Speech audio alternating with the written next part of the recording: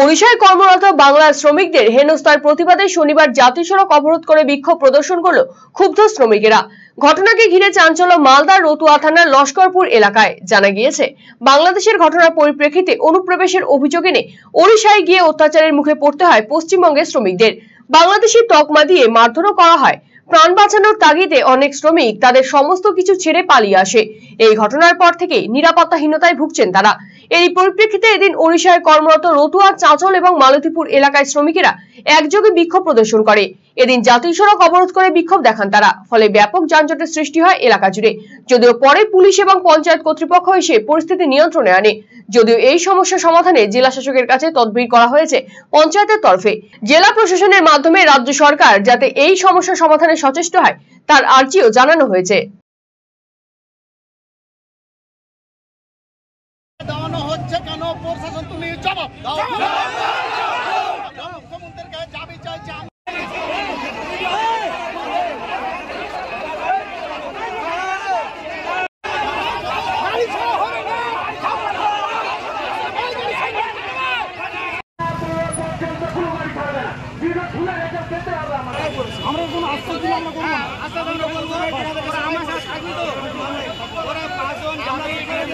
দক্ষিণ, উত্তর, দক্ষিণ, পশ্চিমের আমরা পশ্চিম বাংলার বাঙালি।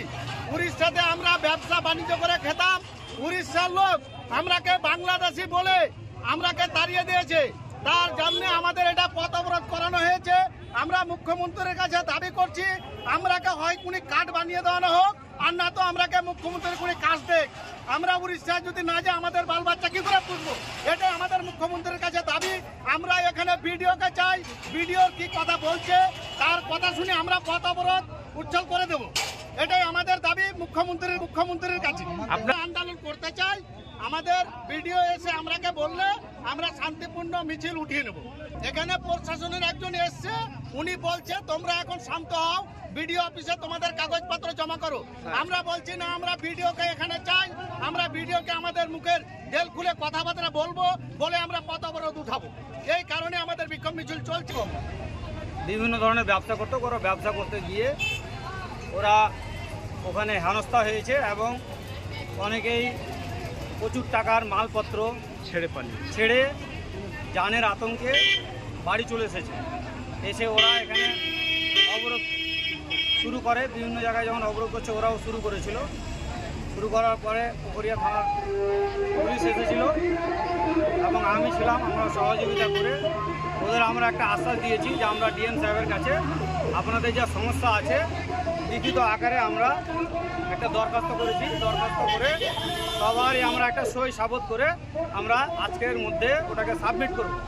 সাবমিট করে আমাদের পার্টিগতভাবে এবং প্রশাসনিকভাবে যা ব্যবস্থা গ্রহণ করতে হয়, তিনারা যাতে পুনরায় ওখানে আবার ব্যবসা বাণিজ্য করে খেতে পারে তাদেরকে আমি আশ্বাস দিয়েছি এবং তিনারা যাতে আবার পুনরায় ওখানে ব্যবসা করতে পারে এভাবে আমি আশ্বাস দিয়েছি। ওনারা আমার আশ্বাসে খুশি হয়ে অবরোধটা তুলেছে। আমি প্রশাসনকে বলবো আমাকে যতটুকু ভাবে সহযোগিতা যাতে করে আমরা যাতে ওদের সমস্যাটা সমাধান করতে পারি এবং স্টেট গভর্নমেন্টের মাধ্যমে উড়িষ্যার গভর্নমেন্টকে আমরা এই সমস্যাটা যাতে প্রেরিত করে আমাদের মানে পুনরায় যাতে ওরা ব্যবসাটা করতে পারে তার একটা অঙ্গীকারবদ্ধ আমি একটা কথা দিয়েছি।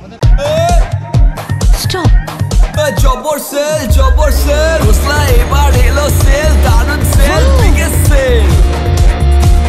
টিভিতে ডিল, মোবাইলে ডিল, ফ্রিজেতে ডিল, সবেতে ডিল।